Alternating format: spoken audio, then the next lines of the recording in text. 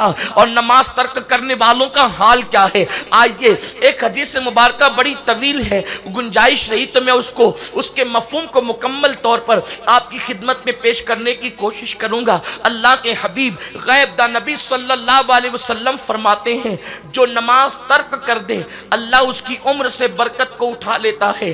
آج عورتیں لمبی عمر چاہتی ہے، طویل جوانی چاہتی ہے، ہر عورت کو یہ تمنا ہے کہ میری عمر لمبی ہو، لیکن اللہ کے حبیب فرما رہے ہیں، اور سنو یہ کسی مولوی کا قول نہیں تاکہ تم اس میں شک کر سکو، یہ کسی لیڈر کا قول نہیں کہ تم اس کا مذاق اڑا سکو، یہ کسی خطیب کا قول نہیں کہ تم اس کے اندر کیڑے نکال سکو، یہ اللہ کے حبیب کا فرمان ہے۔ حضور اپنی زبان سے جو کہہ دیں کائنات کا نظام درہم برہم ہو سکتا ہے، آنے والی قیامت کو آنے والی قیامت ٹل سکتی ہے، لیکن حضور کا فرمان نہیں ٹل سکتا۔ میرے آقا صلی اللہ علیہ وسلم کے پیارے دیوانوں اندازہ فرمائیں، لوگ قیامت کی پیشن گوئیاں کرتے ہیں، لیکن لوگوں کی پیشن گوئیوں کی حقیقت کیا ہے؟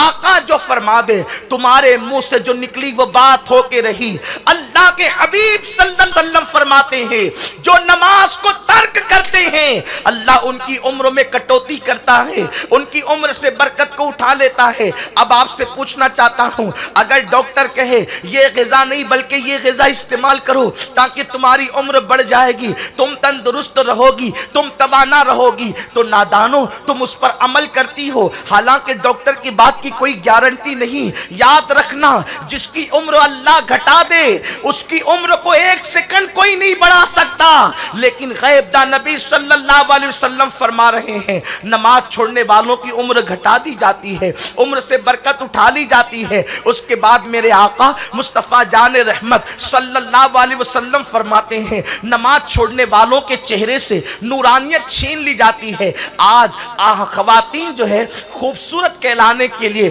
کبھی بیوٹی پارلر کے چکر لگاتی ہے، میک اپ کا سامان ہزاروں روپے میں خرید کر کے لاتی ہیں۔ آج اللہ اکبر میک اپ پر اتنی توجہ دی جا رہی ہے، انسان کھانے پر جتنی توجہ نہیں دیتا اس سے زیادہ توجہ میک اپ پر دیتا ہے۔ لیکن میں بڑی ذمہ داری کے ساتھ قوم کی نوجوان بیٹیوں سے بھی کہنا چاہتا ہوں، خواتین اسلام کو بھی کہنا چاہتا ہوں، بیوٹی پارلر میں جا کر اپنے چہروں کو بنانے والیوں، خوبصورتی کی طرف جانے والیوں، یاد رکھنا پاؤڈر ہو یا کریم ہو یا سرخی ہو، یہ چند لمحے کی روشنی، یہ چند لمحے کا میک اپ جب آپ نے چہرہ دھویا تو سارا کے سارا بہ گیا۔ سینکڑوں روپے خرچ کرنے کے بعد بھی 2-4 گھنٹے بھی چہرے پر آپ کا میک اپ سلامت نہیں رہ سکتا۔ اللہ اکبر۔ اور پھر حال یہ ہے کوئی ابرو بنا رہی ہے، کوئی بال کٹوا رہی ہے اور اپنے لیے جہنم کا سامان کر رہی ہے،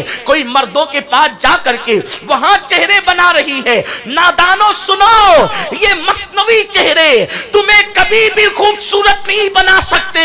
خوبصورتی کا راز مصطفیٰ جان رحمت نے عطا فرمایا۔ میرے سرکار فرماتے ہیں جو کثرت کے ساتھ وضو کرے گا اس کے چہرے دنیا میں بھی چمکیں گے، موت کے وقت بھی چمکیں گے، اور قیامت میں بھی ان کے چہرے چمکتے نظر آئیں گے۔ میں آپ سے پوچھنا چاہتا ہوں وضو سے بڑھ کر آخر میک اپ کیا ہو سکتا ہے؟ نورانیت کیا ہو سکتی ہے؟ روشنی کیا ہو سکتی ہے؟ میرے سرکار نے تو وضو کرنے والوں کو دنیا میں بھی چمک کی بشارت عطا فرمائی اور آخرت میں بھی چمک کی بشارت عطا فرمائی۔ سرکار علیہ الصلوۃ والتسلیم نے صحابہ سے فرمایا اے میرے صحابہ میں اپنے امتیوں کو قیامت کے دن پہچان لوں گا۔ صحابہ نے عرض کی آقا وہاں تو کروڑوں لوگ ہوں گے، وہاں تو بے شمار لوگ ہوں گے، آپ کیسے پہچانیں گے؟ میرے آقا فرماتے ہیں یہ بتاؤ اگر کالے گھوڑوں میں سفید گھوڑوں کو کھڑا کر دیا جائے تو سفید گھوڑوں کا مالک کیا اپنے گھوڑوں کو نہ پہچانے گا؟ صحابہ نے کہا کیوں نہیں یا رسول اللہ؟ آقا فرماتے ہیں قیامت کے دن نماز پڑھنے والے جو وضو کرتے ہوں گے ان کی اعضائے وضو 14ویں رات کے چاند کے مانند چمکتے ہوں گے، میں ان کی چمک کو دیکھ کر کے پہچان لوں گا۔ اے خاتون جنت کی کنیزوں، کتنا بڑا المیہ ہے، ہم نے پیسے خرچ کر کے اپنے چہرے بنائے، لیکن آپ کو بتاؤں یہ مصنوعی چہرے اور مصنوعی میک اپ وقت سے پہلے عورتوں کو بوڑھا کر دیتا ہے۔ اس لیے کہ اس میں ایسی دوائیاں، ایسے کیمیکل اور ایسی چیزیں ہوتی ہیں، وقت سے پہلے چہرے پہ جھریاں پڑنے لگتی ہیں، جوانی میں ہی چہرہ بوڑھا نظر آنے لگتا ہے۔ یہ 4 دن کی چاندنی اور پھر ہمیشہ کی تاریکی مول مت لو۔ یہ 4 دن کی چاندنی پھر ہمیشہ کا اندھیرا مول مت لو۔ اگر چہرے کو چمکانا ہے نماز کی پابندی کرو۔ حضور تو فرماتے ہیں، قرآن کہتا ہے تراہم رکعا سجدا یبتغون فضلا من اللہ ورضوانا سیماہم فی وجوہہم من اثر السجود۔ اللہ کا قرآن کہہ رہا ہے جو اللہ کے لیے رکوع اور سجود کرتے ہیں، اللہ سجدوں کی برکت سے ان کے چہروں کو چمکا دیتا ہے، ان کے چہروں کو رعنائیاں عطا کرتا ہے۔ صابن کا ایجاد تو ابھی ہوا ہے، حضور کے پردہ فرمانے کے بعد ہوا ہے۔ صحابہ کے دور میں تو صابن بھی نہیں تھا، سیدہ فاطمہ کے دور میں تو صابن بھی نہیں تھا۔ لوگ اگر چربی والا کھانا کھا لیتے تو لوگ اپنے تلووں سے اس چربی کو صاف کرتے، اپنے سر اور اپنے داڑھی پر اس کو صاف کرتے، مٹی سے ہاتھ دھلتے۔ لوگ مٹی، اللہ اکبر، چربی دور کرنے کے لیے یوں مٹی کا سہارا لیتے۔ حضرت سیدہ ام سلمہ خود کہتی ہے حضور علیہ الصلوۃ والتسلیم جب کبھی جو ہے وہ حاجت سے باہر تشریف لاتے اور میرے آقا علیہ الصلوۃ والتسلیم قضائے حاجت سے جب باہر آتے تو سرکار دیوار پہ ہاتھ ملتے۔ فرماتی میں ابھی بھی تصور میں حضور کو دیکھ رہی ہوں کہ حضور باہر تشریف لا کر دیوار سے ہاتھ مل رہے ہیں۔ پتا چلا صابن کا تصور اس وقت نہیں تھا، لیکن وہ کیا چیز تھی کہ صحابہ کے بارے میں قرآن کہتا ہے سیماہم فی وجوہہم من اثر السجود۔ آپ مجھے بتائیں اگر صابن چہرے چمکاتا تو یہ چہرے سونے سونے کیوں نظر آتے ہیں؟ یہ چہرے بے رونق کیوں نظر آتے ہیں؟ یہ چہرے بے نور کیوں نظر آتے ہیں؟ سفید چمڑی کا نام نورانیت نہیں ہے، سفید چمڑی کا نام حسن نہیں ہے، اس لیے کہ انگریزوں کی چمڑیاں تو سفید ہوتی ہے لیکن چہرے دیکھ کر کے گھن آتی ہے۔ اللہ اللہ، بلال کے چہرے پر وہ کیا رعنائی تھی کہ جنت کی حوریں تمنا کرتی تھی کہ بلال کے حسن کی خیرات ہمیں مل جائے۔ وہ رعنائی کس چیز کا نام تھی؟ تو پتہ چلا صابن اور میک اپ انسان کے چہرے کو وہ رعنائی نہیں دے سکتے جو اللہ کی عبادت عطا کرتی ہے، جو سجود عطا کرتے ہیں۔ آج بچیاں خوبصورت بننے کی دوڑ کے اندر لگی ہوئی ہے، اگر ٹی وی پر اشتہار آ جائے کہ فلاں کریم نیا نکلا ہے، اس کو 8 دن استعمال کرو تو چہرہ سفید ہو جائے گا، چہرہ خوبصورت ہو جائے گا، یہ لگاؤ تو چہرہ خوبصورت ہو جائے گا، تو لوگ اس کے لیے ہزاروں روپے خرچ کرتے ہیں۔ لیکن اللہ اکبر، اللہ کے قرآن نے کہا سیماہم فی وجوہہم من اثر السجود، سجود کی برکت سے چہرے چمکتے ہیں۔ اے خاتون جنت کی کنیزوں، اپنی فکر کو بدلنا ہوگا۔ مذہب اسلام نے تمہیں کہیں بھی یتیم نہیں چھوڑا، مذہب اسلام نے کہیں بھی تمہیں بے سہارا نہیں چھوڑا۔ تم مذہب سے دور ہوتے جا رہے ہو، مذہب سے دور مت جاؤ۔ جو مذہب سے دور جاتے ہیں وہ ہلاک کر دیے جاتے ہیں، وہ تباہ و برباد کر دیے جاتے ہیں۔ اے خاتون جنت کی کنیزوں، آؤ اپنے مذہب کی طرف، آؤ اپنے دین کی طرف۔ نمازوں میں کوتاہی کرنے والی خواتین سن لیں، اللہ کے حبیب فرماتے ہیں ان کے چہرے سے نور چھین لیا جاتا ہے جن کے چہرے سے اللہ نور چھین لے۔ بیوٹی پارلر اس کے چہرے کو منور کیسے کر سکتا ہے؟ نمائشی حسن اس کے چہرے کو رعنائیاں کیسے دے سکتا ہے؟ اے خاتون جنت کی کنیزوں، اس کے بعد اللہ کے حبیب مصطفیٰ کریم رؤوف الرحیم صلی اللہ علیہ وسلم ارشاد فرماتے ہیں جب کوئی عورت نماز پڑھنا ترک کر دے، جب کوئی مرد نماز پڑھنا ترک کر دے تو اس کے کام لوگوں کی نظر میں مقبوض ہو جاتے ہیں، یعنی لوگ اس کے کاموں سے نفرت کرتے ہیں۔ آج ہر گھر میں ساس بہو کا جھگڑا ہے، نند اور بھاوج کا جھگڑا ہے، میاں بیوی کا جھگڑا ہے، اور آپ جب جھگڑے کو لے کر کے بیٹھو، اس کی پوری تفصیل سنو تو ایسا لگتا ہے کہ جھگڑے بے بنیاد ہے، لیکن گھروں میں آگ لگی ہوئی ہے، طلاق کی شرح بڑھتی جا رہی ہے، گھر گھر طلاق، گھر گھر تباہی، گھر گھر بربادی۔ میں کہتا ہوں یہ آگ جو لگی ہے وہ صرف بے نمازی پن کی بنیاد پر۔ اللہ کے حبیب نے پوری سروے رپورٹ پیش کر دیا کہ جب نماز کو ترک کرو گے تو لوگ تمہارے کام سے نفرت کریں گے۔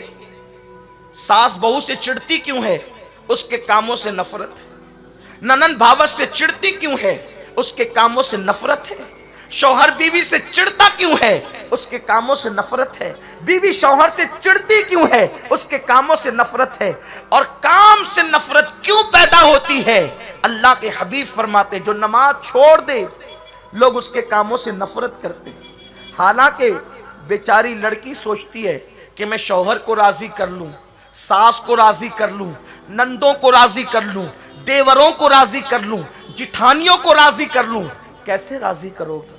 نماز چھوڑ دی، حضور فرماتے لوگ تیرے کام سے نفرت کریں گے، اور اگر نماز پڑھے گی تو تجھ سے غلطی بھی ہو جائے تو تیری غلطیاں بھی لوگوں کو پیاری لگے گی، خطائیں بھی لوگوں کو کبھی کبھی اچھی لگنے لگتی، اس لیے کہ قربان جائیں میرے آقا فرماتے ہیں لوگوں کے دل اللہ کے دست قدرت میں، بلکہ یہاں تک فرمایا اللہ کی دو انگلیوں کے درمیان ہے۔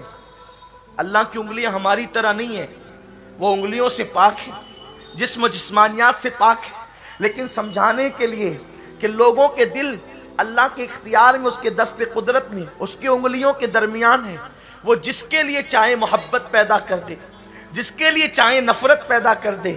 اب آپ مجھے بتائیں اللہ کی عبادت چھوڑو گی تو تمہارے لیے نفرتوں کے بیج بوئے جائیں گے، تمہارے لیے نفرتیں پیدا ہوگی، گھر گھر نفرت کدا بنا ہوا ہے۔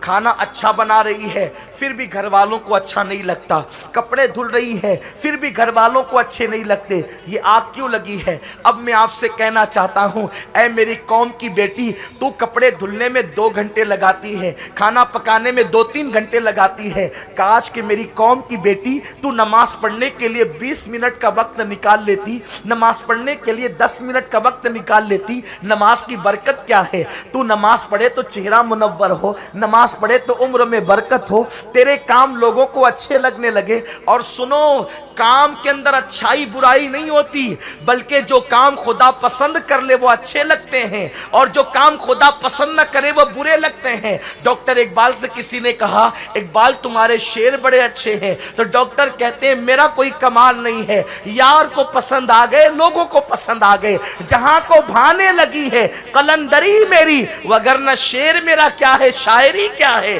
بات یہ ہے جب وہ پسند کر لیتا ہے تو ٹاٹ کا پیون بھی حسین لگتا ہے، اور جب وہ ناپسند کرتا ہے تو مخمل کو بھی اتار کے پھینک دیا جاتا ہے۔ بات اس کی پسند ناپسند کی ہے، اور اس کو پسند کب آتی ہے؟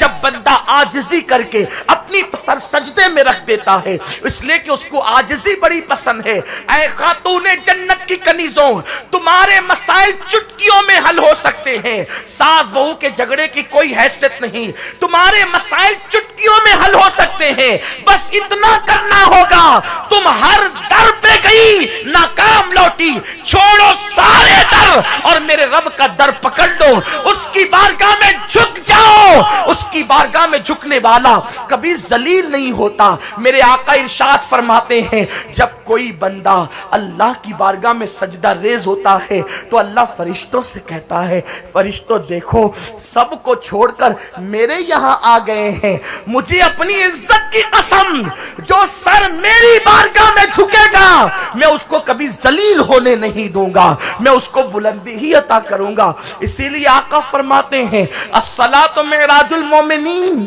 نماز مومنوں کی معراج، عروج پر لے جاتی ہے نماز۔ تو نماز ترک کرنے والوں کے کام سے لوگ نفرت کرتے ہیں۔ اللہ کے حبیب علیہ الصلاۃ و تسلیم فرماتے ہیں نماز ترک کرنے والوں کا حال یہ ہوتا ہے کہ اللہ ان کے رزق سے برکت بھی اٹھا لیتا ہے۔ آج رزق کی برکت کی شکایت، رزق کی تنگی کی شکایت کہاں نہیں، लाखों कमाने वाले भी तंगी की शिकायत कर रहे हैं, सैकड़ों कमाने वाले भी तंगी की शिकायत कर रहे हैं, नहीं कमाने वाले भी तंगी की शिकायत कर रहे हैं। क्यों? अल्लाह का डर छूटा, इसलिए रिस्क से बरकत गई।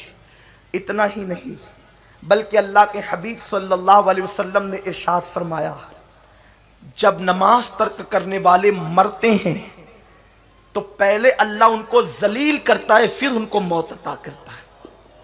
ये बड़ी दर्दनाक बात है। लोग नमाज में सुस्ती करने वाले मौत से पहले जलील होते हैं। आज नहीं देखते, मां बूढ़ी है, कोई कहता है बेटे ने घर से बाहर निकाल दिया, उलमा तकरीर कर रहे हैं अपने माँ बाप को घर से बाहर मत निकालो, लेकिन आपने अपनी जवानी में क्या गुल खिलाए, आपने अल्लाह रसूल को कैसी कैसी अजियतें पहुंचाई। अल्लाह के हबीब ने फरमाया, नमाज में मेरी आंखों की ठंडक है। ए बूढ़ी माँ, आज तुझे घर से निकाला गया तो तू चार चार आंसुओं से रो रही है। तेरा बेटा तेरा बागी हो गया तो तू रो रही है, क्यों हुआ बेटा बागी?